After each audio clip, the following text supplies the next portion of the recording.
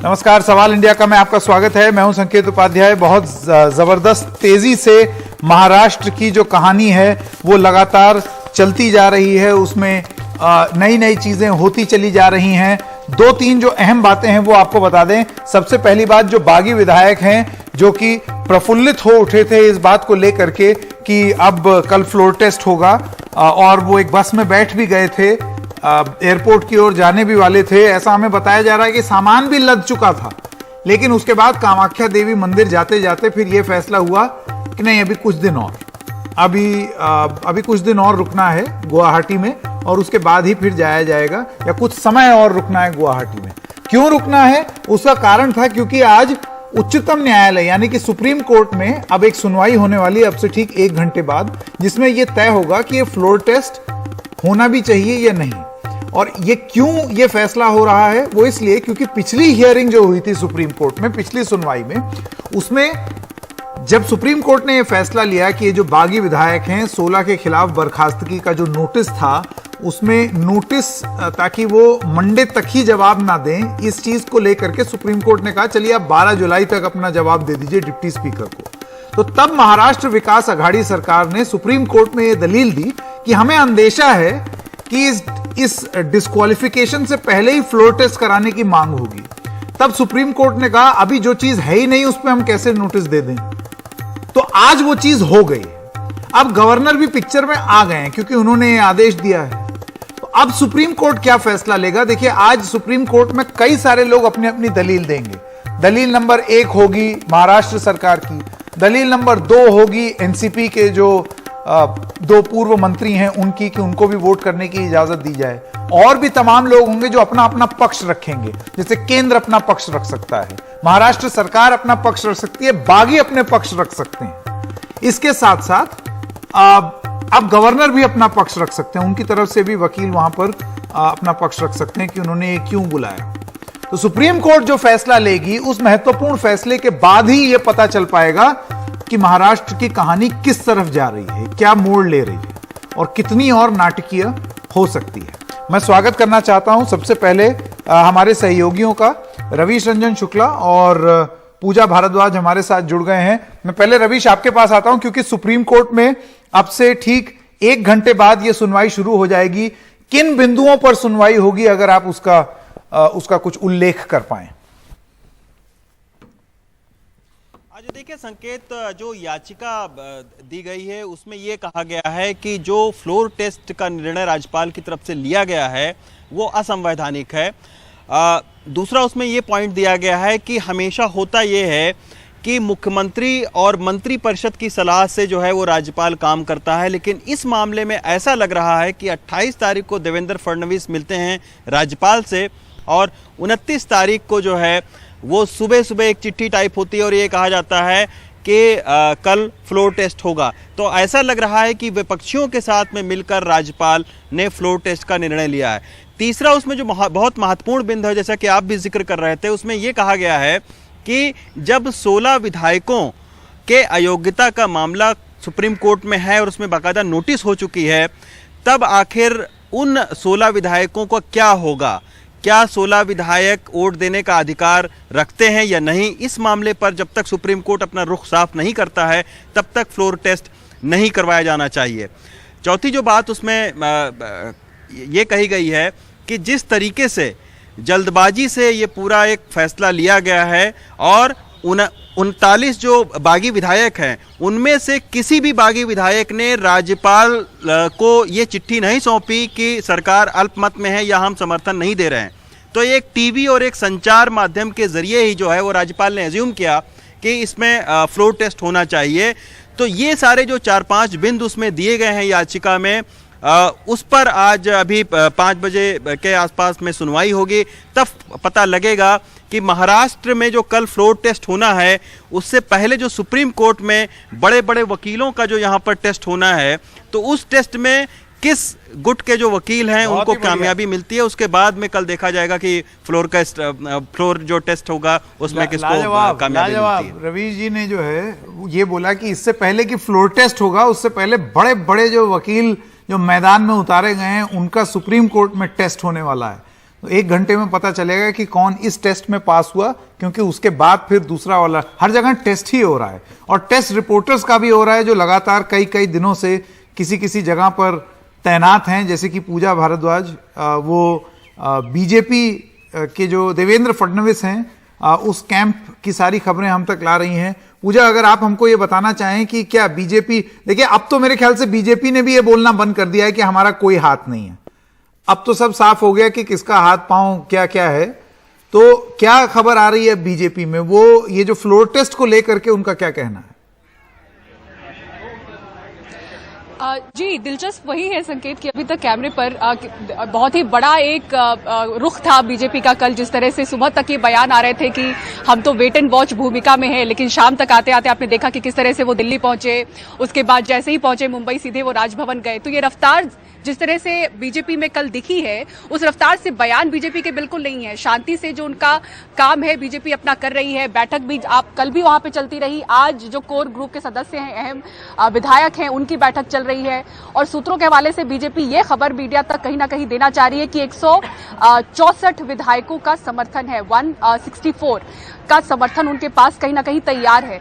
Floor test में हम देख लेंगे, बहुत बयान थे इस तरह से, जहां पे शिवसेना की तरफ से भी कहा जा रहा था, उद्धव सेना की तरफ से कहा जा रहा था कि पहले कहा गया कि 20 से 21 हमारे संपर्क में है, फिर आदित्य ठाकरे ने बयान में कहा कि 16-17 हमारे संपर्क में है, पर अब संपर्क में है लेकिन आपके सामने नहीं है, तो उनको क्या इतनी जल्दी आप अपने खेमे में ला पाएंगे, वो सब अब सारी चीजें देखनी होगी। फिलहाल यहाँ पर इंतजार 5 बजे का है, 5 बजे कई अहम चीजें होंगी। 5 बजे सुप्रीम कोर्ट का हम देख पाएंगे रुख क्या होगा। उसके साथ ही यहाँ पर कैबिनेट मीटिंग बुलाई गई है, कल भी थी और आज भी है। उसमें एक अहम जानकारी जो हम सुबह से चला रहे हैं कि किस तरह से औरंगाबाद जिले का नाम संभाजी नगर करने पर जो कभी भी एनसीपी और कांग्रेस उसके लिए राजी नहीं थी और बीजेपी शिवसेना चाहती थी, उसका प्रस्ताव कल रखा गया है और आज उस पर क्या रुख रहता है एनसीपी का और कांग्रेस का, वो देखना होगा। एक और जो सूत्रों के हवाले से खबर, क्योंकि अभी सब सूत्र के हवाले से खबर हम तक आ रही है, तो हम ये भी चीज यहाँ पर मेंशन करना चाहेंगे कि जो खबर थी हमारे पास कि उद्धव ठाकरे इसके पहले 2 बार इस्तीफे की पेशकश कर चुके थे, क्योंकि वो समझ चुके थे कि उनके पास वो आंकड़ा नहीं रह गया है। और फ्लोर टेस्ट में भी क्या वो सामना करना चाहेंगे इस चीज का, जहां पर उनके आंकड़े बिल्कुल समझ में नहीं आ रहे हैं, कि करके लगभग सभी विधायक जा चुके हैं, तो उनके पास स्ट्रेंथ क्या है, तो क्या इससे पहले वो इस्तीफे की पेशकश कर सकते हैं। एक बार फिर से सूत्रों के हवाले से वही खबर आनी शुरू हो गई है। बिल्कुल, शायद मैं देख रहा हूँ आपके पीछे एक बड़ी लंबी सी और बिल्कुल हम पुष्टि लग्जरी गाड़ी जो है वो देवेंद्र फडणवीस के घर के अंदर जा रही है, पता नहीं कौन है, आप पता लगाने की कोशिश कीजिए और सूत्रों को भी टटोलने की कोशिश कीजिए ताकि और जानकारी हम लोगों को मिल सके। आप दोनों का बहुत बहुत धन्यवाद हमारे साथ जुड़ने के लिए। तो सुप्रीम कोर्ट में भी जानकारी मिलेगी और मुंबई से भी पता चलता रहेगा कि कौन किस किस्म की रणनीति अपना रहा है। 5 ही बजे एक बहुत ही महत्वपूर्ण कैबिनेट मीटिंग भी होनी है महाराष्ट्र सरकार की, जिसमें जैसे कि पूजा बता रही थी औरंगाबाद का नाम बदल के संभाजी नगर रखना है। अब इस पे कभी भी कांग्रेस और एनसीपी सहमत नहीं थे, लेकिन क्या इस बदली हुई परिस्थिति में वो भी बदल जाएंगे? और अगर बदल जाएंगे तो इसमें एकनाथ गुट और उद्धव गुट और बीजेपी, इसको आप चैलेंज कैसे करेंगे? क्योंकि ये तो आप ही की डिमांड थी। तो ये नहले पे दहला लगातार करने की कोशिश की जा रही है। ये कुछ पुराने शॉट्स हैं जो अभी चल रहे हैं। पहली बार जब उद्धव ठाकरे बाहर निकले थे, ये वो वाले शॉट्स चल रहे हैं और ये आज के हैं जो आप देख सकते हैं। ये जब कामाख्या देवी मंदिर गए थे सारे बागी विधायक, और ये असम में है और असम से हमारे साथ अब जुड़ गए हैं रत्नदीप। रत्नदीप, और क्या जानकारी आपको मिली है? मतलब सेवई से लेकर के बैग से लेकर के एक एक चीज तो आपने बता डाली कि वो हो क्या रहा है उस होटल में। अब और आगे आप क्या जानकारी दे सकते हैं? देखिए, इस वक्त जो होटल है, होटल के अंदर हमें बहुत सारे मूवमेंट हमको देखने को मिल रहे हैं और जो अंदर से हमें खबर लग रही है कि अब जो शिंदे कैंप है वो होटल के लॉबी में बैठा हुआ है और उनके साथ असम बीजेपी के कुछ मंत्री, विधायक और एमपी भी हैं, आला पुलिस अधिकारी भी अंदर हैं और ये जो शिंदे कैंप के जो विधायक हैं, इनके जो पर्सनल बिलोंगिंग्स हैं, बैगेज है, ये इनको भी इनके रूम से निकाल लिया गया है और होटल के लॉबी में रखा गया है। इनके जो सहायक हैं, जो सपोर्ट टीम है, वो सपोर्ट टीम भी 1-2 गाड़ी के कन्वॉय में अब निकल गई है यहाँ से। तो उनका जो एडवांस पार्टी है सपोर्ट टीम, वो एयरपोर्ट के लिए निकल गया है। एयरपोर्ट में भी बहुत एक्टिविटी दिख रही है, सिक्योरिटी को बीफ अप किया गया है तो सूत्रों के अनुसार जो खबर हमें लग रही है कि अब तैयारी हो चुकी है इनके निकलने के लिए।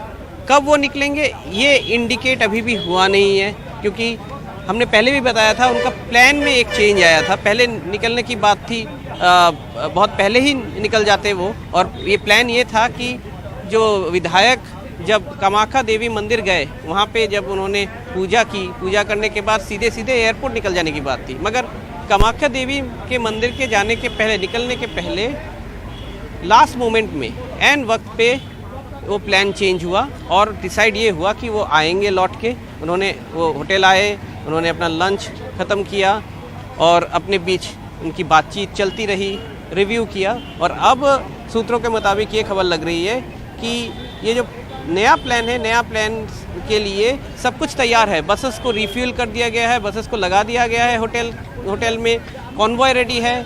जो स्पाइस जेट की जो चार्टर से जो फ्लाइट एयरक्राफ्ट चार्टर की गई है वो भी स्टैंड बाई पे है। और सूत्रों के मुताबिक ये भी खबर लग रही है कि जो गोवा लेके जाने की जो प्लान है उस प्लान को, वो भी प्लान कैंसिल नहीं हुआ है, उसको सिर्फ पोस्टपोन किया गया है। वो एक ऑप्शन है, मगर गोवा प्लान भी अभी भी ऑन है। और दूसरी जो प्लान है वो जो अल्टरनेटिव प्लान है उसको भी एक्टिवेट किया गया है। तो ये जो इनके आने जाने का जो पूरा लॉजिस्टिक्स का मामला है, सब चीज़ों में एक plan A, plan B, plan C और प्लान डी रहता था हमेशा। इन 7 दिनों में जो भी हुआ है उसमें 3-4 प्लान हाथ में लेके ये चलते हैं।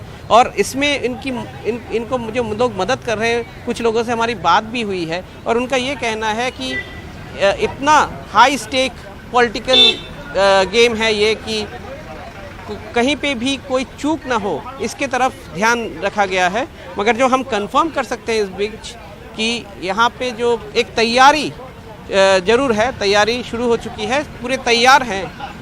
जो विधायक हैं एकनाथ शिंदे गुट के निकलने के लिए गुवाहाटी से कभी भी वो निकल सकते हैं और इसके लिए सभी तैयारी अब पूरी तरह से तैयार होके पूरी तरह से हैं। और जो सुना जा रहा है कि गोवा का प्लान भी अभी तक रद्द नहीं किया गया है, वो भी ऑप्शन के हिसाब में रखा गया है। बिल्कुल बिल्कुल। रत्नदीप जो हैं वो इतनी सारी बारीक जानकारी निकाल के लाते हैं कि आज उन्होंने सेवई खाई, आज बस जो है वो यहाँ खड़ी हुई, उधर खड़ी हुई, वो लोग लॉबी में बैठे हुए हैं। इतनी सारी जानकारी रत्नदीप के पास रहती है। मुझे तो लगता है रत्नदीप ये भी बता देंगे कि बस में जो पेट्रोल और डीजल भरा है वो कौन से पंप से भरा है।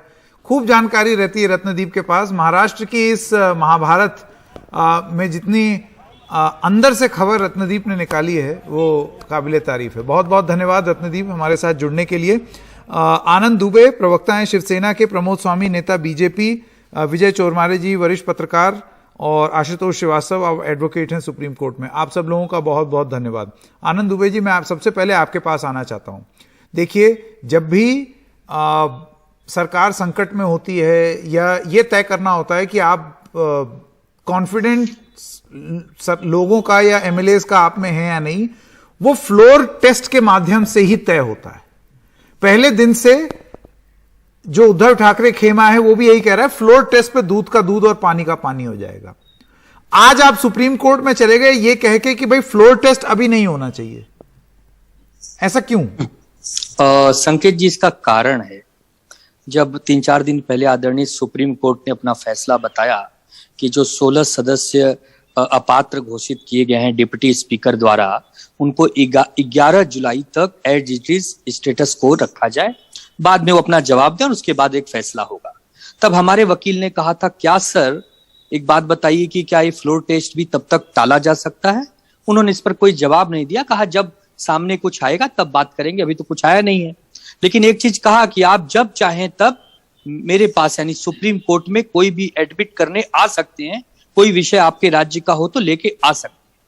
अब उसके परिप्रेक्ष्य में देखिए कि कल रात को 10 बजे देवेंद्र जी एक मंडल लेकर गवर्नर साहब को मिलते हैं। रात को 10 बजे, समय का बहुत महत्व है।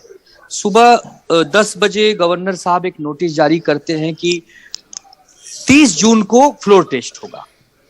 अब मैं एक बात नहीं समझ पा रहा हूं कि अगर सुप्रीम कोर्ट ने 16 सदस्यों वाले मामले पर एक ऐसा स्थगिति दिया है कि अभी रुकिए, इस स्थिति को जैसा है वैसे बने रहने दीजिए, एक तरफ आप कह रहे हैं फ्लोर टेस्ट करिए, तो क्या वो 16 लोग वैध माने जाएं, अवैध माने जाएं? फ्लोर टेस्ट के लिए थोड़ा समय भी चाहिए होता है। पूरे महाराष्ट्र के बहुत सारे विधायक समय पे पहुंचे हैं कि नहीं पहुंचे हैं। एक टीम गुवाहाटी में बैठी है, वो समय पे पहुंचे कि नहीं पहुंचे। अब चूंकि उनके पास तो ओला उबर की तरह चार्टर्ड विमान की सुविधा है, वो पहुंच ही जाएंगे। लेकिन बहुत सारे विधायक अलग अलग दलों के, कांग्रेस हैं, राष्ट्रवादी हैं, कुछ निर्दलीय हैं, तो इसके लिए थोड़ा सा संशय होता है कि फ्लोर टेस्ट तो हम भी चाहते हैं, फ्लोर टेस्ट करना ही पड़ेगा, उसके अलावा कोई विकल्प नहीं है, उससे गुजरना ही होगा। पर थोड़ा सा गवर्नर साहब जो हमसे ज्यादा प्रेम करते हैं, थोड़ा सा जिस प्रकार उन्होंने 12 MLC के लिए आज 2.5 साल से सिग्नेचर नहीं किए, बार बार अपील और बार बार गुहार हुई, तो थोड़ा सा अगर फ्लोर टेस्ट के लिए भी समय दे देते तो जरूर फ्लोर टेस्ट से हम गुजरना चाहते हैं, उससे बचना बिल्कुल नहीं चाहते। संकेत जी ठीक। प्रमोद स्वामी जी, मैं आपके पास आना चाहता हूं। अब तो कम से कम मेरे ख्याल से, मैं उम्मीद करता हूं आप ये कहना बंद कर चुके होंगे कि आपका इससे कोई लेना देना नहीं है, क्योंकि अब तो जिस तरीके से अगर फ्लोर टेस्ट होगा तो उम्मीद तो आपकी यही है कि सरकार बन जाए, फडणवीस जी मुख्यमंत्री बन जाए शिंदे जी के सौजन्य से। वो कत्ल भी करते हैं तो चर्चा नहीं होती, हम आहा भी भरते हैं तो हो जाते हैं बदनाम। कल देवेंद्र फडणवीस जी ने मुलाकात की राज्यपाल महोदय से और कहा कि शिवसेना के जो 55 विधायक है उसमें से करीब 40 विधायकों का समर्थन जो है ये सरकार खो चुकी है। तो ऐसे में जो स्थिति है, उस स्थिति में इस सरकार को विश्वास मत हासिल करना चाहिए। राज्यपाल ने एक निर्देश दिया और उसके बाद में महाआघाड़ी की जो सरकार है वो सुप्रीम कोर्ट में गई। अब सुप्रीम कोर्ट महामाननीय सुप्रीम कोर्ट जो है इस मामले पर अपनी राय स्पष्ट करेंगे। ये अब आधे एक घंटे में बाद में सुनवाई होगी जिसमें अपनी राय स्पष्ट करेंगे। लेकिन मूल सवाल जो खुरा फिरा के वो यही आता है कि फ्लोर टेस्ट में ही इस बात का पता चलेगा कि ये सरकार बचेगी या जाएगी। जहां तक एक राजनीतिक दल होने के नाते आपने जो मेरे से प्रश्न किया, वहां की जो भी राजनीतिक गतिविधियां हैं उस पर हमारी सूक्ष्म दृष्टि है और समय आने पर उचित जो निर्णय लेना चाहिए एक राजनीतिक दल को, वो निर्णय हम लेंगे। लेकिन एक सवाल मैं आपसे करना चाहता हूं, आपके माध्यम से हमारे जो पॉलिटिकल साथी बैठे हुए एनसीपी पार्टी के, कि जब आपने अपनी बल्लेबाजी कर ली, आप हमें 106 सीटें मिली, आपने हमारे साथ मिलकर चुनाव लड़ा, आपको 55 सीटें मिली, जनादेश जो है महाराष्ट्र की जनता ने भारतीय जनता पार्टी और शिवसेना के पक्ष में दिया। कांग्रेस और एनसीपी को 97 सीटें मिली और जनता ने उनको नकार दिया। लेकिन आपने एक राजनीतिक पारी खेली और आप मुख्यमंत्री बनने के लिए आपने हिंदुत्व की विचारधारा को त्याग करके महाआघाड़ी बना ली। तो आपने अपनी बैटिंग की। अब अगर हमें बैटिंग करने का अवसर मिले तो आप बोलते नहीं आप बल्लेबाजी करने मत जाइए। क्या ये संभव है? तो हर जो राजनीतिक दल होता है वो अपने हिसाब से समय की नजाकत को समझ करके निर्णय लेता है। समय समय पे निर्णय लेते हैं। तो राजनीतिक इससे पहले कि दुबे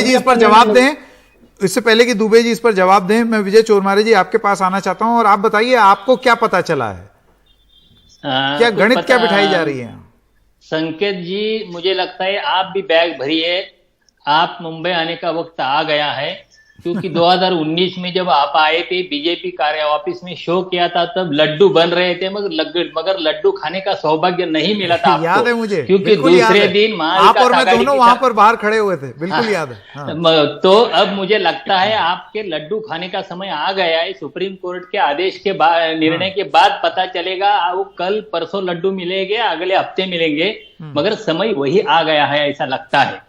बाकी ये चीजें है जो राज्यपाल ने निर्णय दिया है वो संवैधानिक नहीं है, ऐसा बहुत सारे कानून के जानकारों का मामला है, मानना है।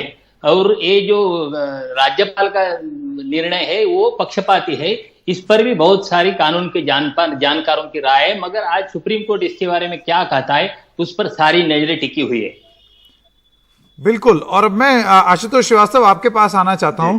देखिए, जब एक डिस्क्वालिफिकेशन का मामला चल रहा है और उस पर सुप्रीम कोर्ट ने यह बोला है कि ठीक है आप उसमें जवाब 12 जुलाई को दीजिए, तो इससे पहले अंदेशा प्रकट करने के बाद भी अगर फ्लोर टेस्ट हो जाए तो वो जायज है कि गलत है?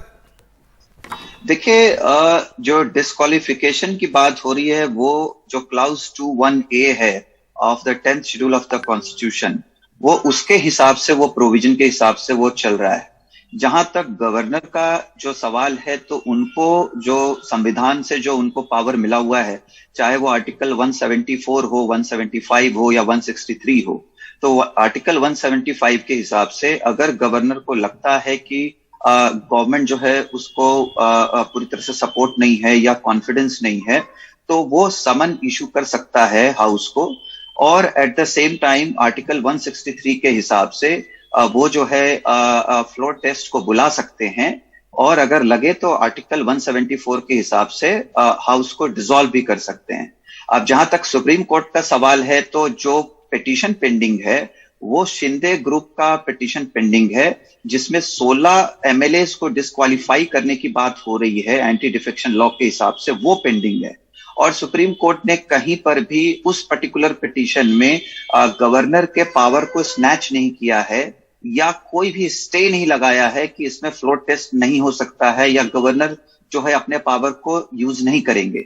अगर हम 2020 की बात करें तो एक सुप्रीम कोर्ट ने ही जजमेंट दिया था, जो कि Shivraj Chouhan versus speaker of Madhya Pradesh का जो जजमेंट था, जिसमें सुप्रीम कोर्ट ने साफ किया था कि जो गवर्नर है उनको अपने पावर्स हैं जो कॉन्स्टिट्यूशन ने दिया है, और वो कॉन्स्टिट्यूशनल पावर्स है, उसको स्नैच नहीं किया जा सकता जब तक कि कोई इमरजेंट सिचुएशन ना हो जाए और जो है सुप्रीम कोर्ट या कोई भी कोर्ट उसके खिलाफ कोई ऑर्डर ना पास करे।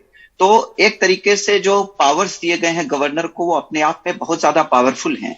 और दूसरी बात यह है कि अगर हम क्लाउज 4 को देखें of the 10th schedule of the constitution, तो उसमें सर्टेन एग्जम्पशंस भी दिए हुए हैं डिस्क्वालीफाई करने के को लेकर के या एंटी डिफेक्शन लॉ को लेकर के, जिसमें है कि अगर 2/3 या उससे ज्यादा एमएलए अगर किसी पार्टी को छोड़ के जाते हैं, तो या तो वो नई पार्टी में मर्ज हो सकते हैं, नहीं तो वो अपना एक सेपरेट ग्रुप में भी कंटिन्यू कर सकते हैं एज पर लॉ, और उनको जो है मान्यता एज इट इज रहेगी। अब जो इन्होंने एफिडेविट्स फाइल किए हैं शिंदे ग्रुप ने, अब वो देखना होगा कि कितने सारे लोगों ने उसमें सिग्नेचर्स किया है। और जहां तक डिस्क्वालिफिकेशन की बात है, तो जहां तक हमने देखा वो तो 16 एमएलए को ही डिस्क्वालीफाई करने की बात ऐसे भी हो रही है। सारे जो बाकी जो एमएलए गए हैं उनके पावर्स पे तो कोई क्वेश्चन मार्क है ही नहीं, वो तो ऐसे भी जो है लेजिस्लेटिव असेंबली में आ सकते हैं या अपना वोट जैसा उनको लगे वो कर सकते हैं। 16 के बारे में ही बात हो रही है। बहरहाल ये अलग अलग आर्ग्यूमेंट्स हैं, और इसमें क्या है, अब गवर्नर की तरफ से क्या तर्क है वो भी अब सुप्रीम कोर्ट में जो पूरा मामला विचाराधीन है वो उसमें अब उसकी सुनवाई होगी और उस पर बात होगी, ताकि ये पता चले कि जो गवर्नर ने एक कदम उठाया है, जो कि महाराष्ट्र की सरकार ये सवाल पूछ रही है कि जानते हुए आपने पक्षपाती रवैये से आपने ये कदम उठाया, वो ठीक है या नहीं। देखते हैं सुप्रीम कोर्ट क्या बोलती है। अभय आनंद दुबे जी जो हैं, अभी थोड़ी देर पहले आप कुछ बोलना चाहते थे प्रमोद स्वामी जी की बात पर। प्रमोद जी की बात पर ये कहना चाहता हूँ कि प्रमोद जी और भारतीय जनता पार्टी के साथ जाने से कोई दिक्कत या परहेज नहीं है संकेत भाई, लेकिन दुख इस बात का है कि आज 9वां दिन है। शुरू के 7 दिन कहते आए कि इस जो घटना चल रही है इससे हमारा कोई संबंध नहीं है भाई, ये शिवसेना का अंदरूनी मामला है। लेकिन 8वें दिन रात को 10 बजे से खेला करना शुरू कर दिया।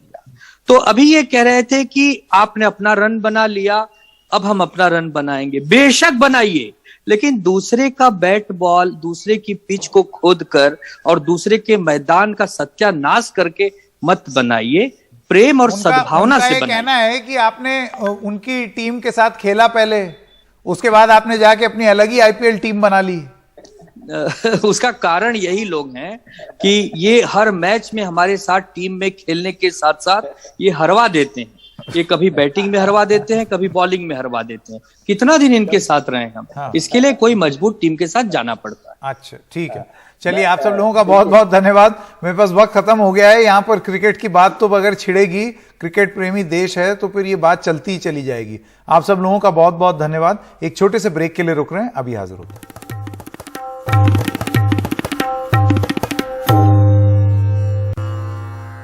All right, joining us right now is Mr. दीपक केसारकर। दीपक केसारकर जी जो हैं वो बागी विधायकों की तरफ से बयान देते हैं। दीपक जी, आपका बहुत बहुत स्वागत। मैं देख रहा हूं आप कामाख्या देवी मंदिर भी गए, टीका लगा हुआ है आपके माथे पर, लेकिन उसके बाद आप लोगों का प्लान था गोवा जाने का, तो गोवा तो कैंसिल हो गया। क्यों कैंसिल हुआ? क्यों? देखिए, हमने तो कुछ ऐसा बोला नहीं है। हम लोग ने इतना ही बोला है कि अगर कल फ्लोर टेस्ट है तो आज हम महाराष्ट्र से करीब रहेंगे ताकि हम लोग इन टाइम पहुंच सके। दूसरी चीज यह है कि जब हम लोग कामाख्या देवी के दर्शन के लिए गए तो जैसे हमने हमारे राज्य महाराष्ट्र के लिए प्रार्थना की, वैसे बिहार राज्य के लिए प्रार्थना की कि वहां पे बाढ़ आई हुई है तो उनको राहत मिले, और सीएम फंड जो है आसाम का, उसके लिए हमने आसाम की जनता के लिए जैसे मांग की, वैसे हमारे नेता ने एक as a token of love और इस परिस्थिति के लिए एक 51 लाख का चेक भी सीएम फंड को दिया हुआ है।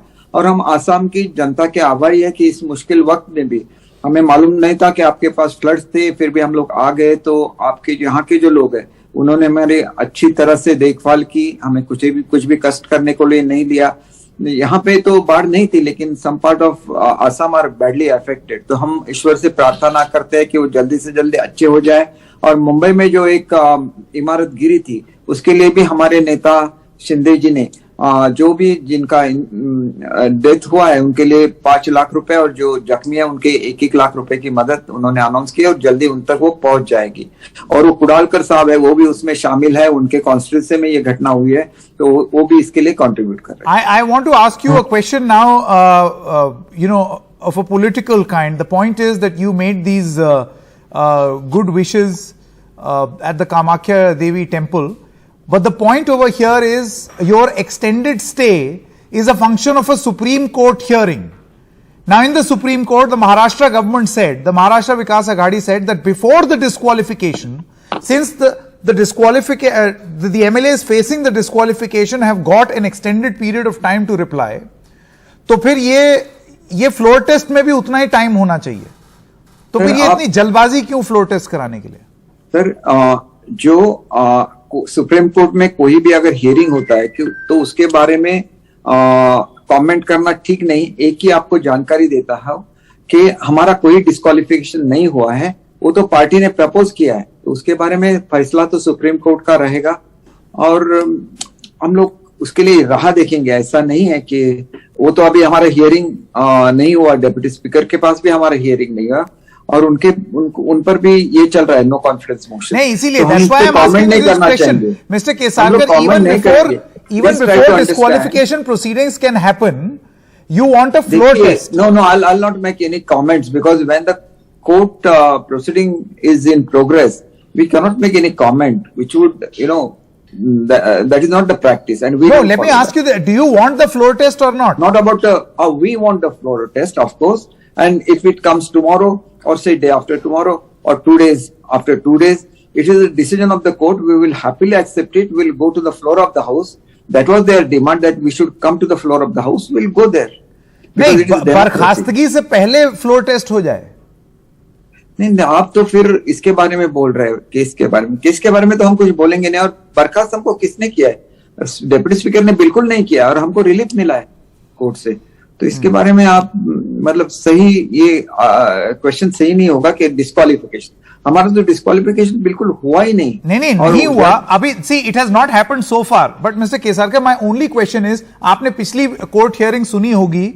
इन the last hearing the Maharashtra government said exactly this, that we anticipate that these MLAs will then ask for an early floor test.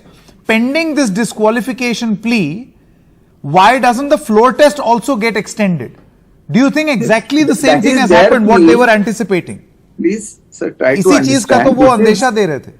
नहीं, आप सुनिए, ये तो उनका जो भी कहना है वो सुप्रीम कोर्ट के पास वो लेके गए हैं, तो मैं इस पे कमेंट नहीं करना चाहूंगा। लेकिन जब ये केस चला था सुप्रीम कोर्ट में, तो उनको पूछा गया था कि आप इतने ही एमएलए को डिस्क्वालीफाई क्यों कर रहे हैं, जबकि मतलब पार्टी क्यों करने की कोशिश कर रहे हैं।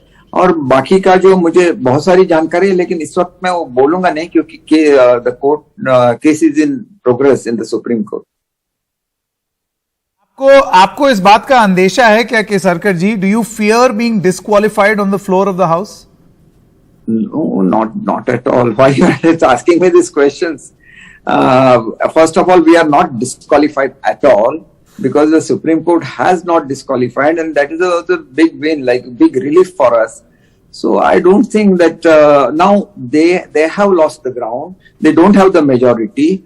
They should have resigned, but they are still running the government, a minority government, taking big decisions. So they are a minority government, so they should not take good. The reason you asked me, आपने मुझसे पूछा, मैं ये सवाल क्यों पूछ रहा हूं, मैं आपको बता देता हूं। वो इसलिए क्योंकि बिल्कुल यही अंदेशा जताया था सरकार ने। उन्होंने बोला था कि जल्दबाजी में एक फ्लोर टेस्ट कराएंगे, they'll quickly go for a trust vote because they fear disqualification. So that's why I'm asking you, do you fear disqualification? They have put forth when the hearing was going on last time also. So I should not make any comment when the case is going on. Please try to understand our position, sir. We cannot make any comment when the Supreme Court is taking a hearing on this matter. Any other political question I can ask, but how long are you staying in Guwahati? Guwahati में और कितने time रहेंगे?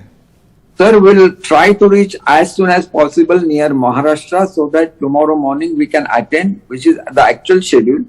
If it is postponed, then whenever it happens, we'll come there. तो अभी आपने तय नहीं किया है? You have not decided just yet. हमको तो नोटिस मिल गई है। वो जो हमारे विधानसभा का सचिवालय होता है, उनके प्रमुख से हमें मिल गई है नोटिस कि कल 11 बजे on the floor of house we'll have to be present. Sure. So it is our duty to be present there. Okay. If something happens, then we'll decide accordingly. All right, Mr. Kesarkar, बहुत बहुत धन्यवाद हमसे बात करने के लिए। Thank you so much. Thank you, sir. Namaste.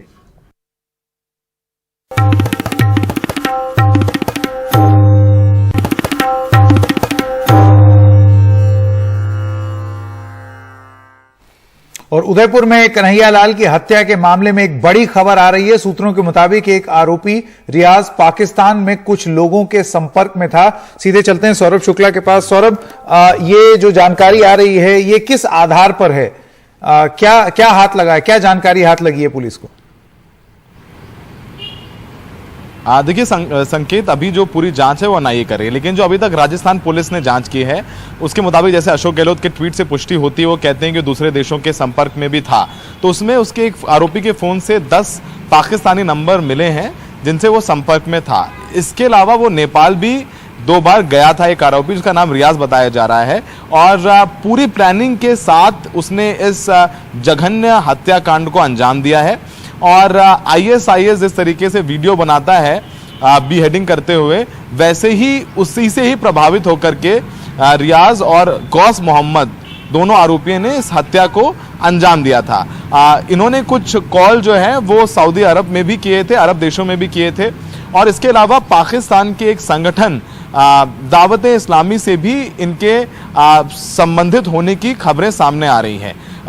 इनकी पाकिस्तान में किससे बात हो रही थी ये एनआईए एस्टैब्लिश कर रहा है, एनआईए बात कर रहा है। इनके फोन्स अब एनआईए के पास हैं और फोन्स की भी फॉरेंसिक जांच की जा रही है।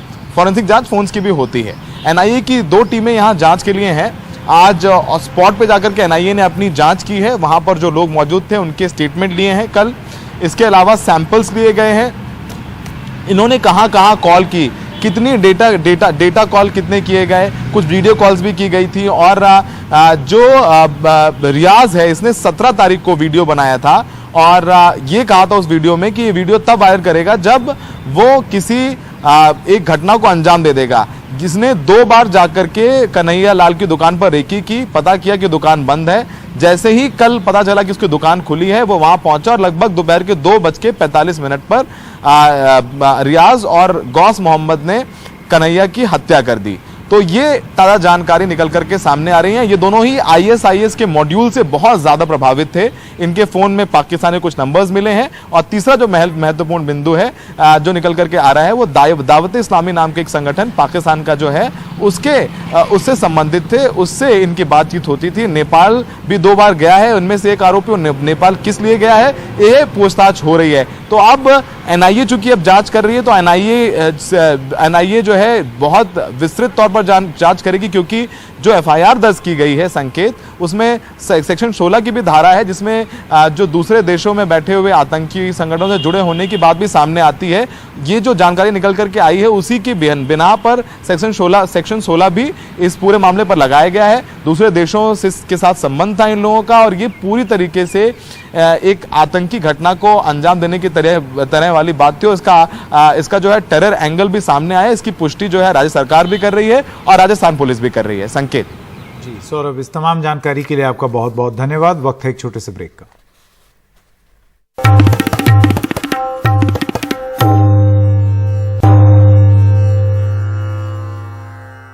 खबर अभी आ रही है कि जो बस लेकर के गई थी इन विधायकों को, बागी विधायकों को गुवाहाटी के होटल में, अब वो बस बाहर आ रही है। अब देखना ये है कि ये बस बाहर जो निकली है ये विधायकों के साथ निकली है या ये खाली बस निकली है। जैसे कि आप देख सकते हैं कुछ लोग हैं, कुछ लोग बैठे हुए हैं इस बस में, लेकिन पूरी तरीके से भरी हुई नहीं है बस।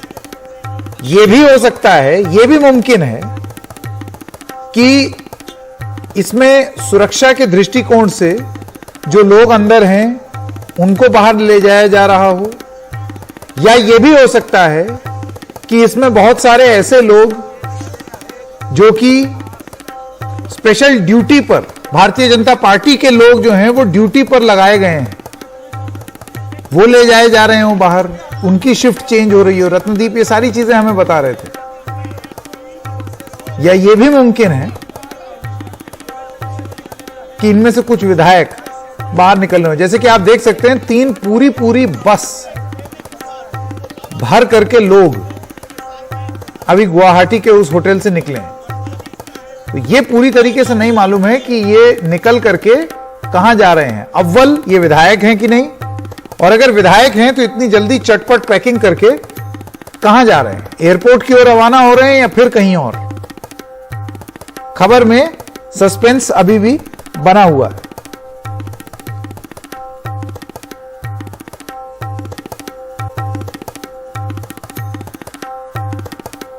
तो जैसे कि आप देख सकते हैं ये कैमरा है जो कि पीछा कर रहा है उन बसों का, ये पता लगाने के लिए कि वो कहां जा रहे हैं। अब कई जगह जा सकते हैं, सुबह जैसे मंदिर गए उसके बाद फिर लौट आए। अब कहां जा रहे हैं, अगर एयरपोर्ट जा रहे हैं, देखिए एयरपोर्ट के बहुत नजदीक है ये होटल। अगर एयरपोर्ट जा रहे हैं तो ये भी एक बड़ा सवाल होगा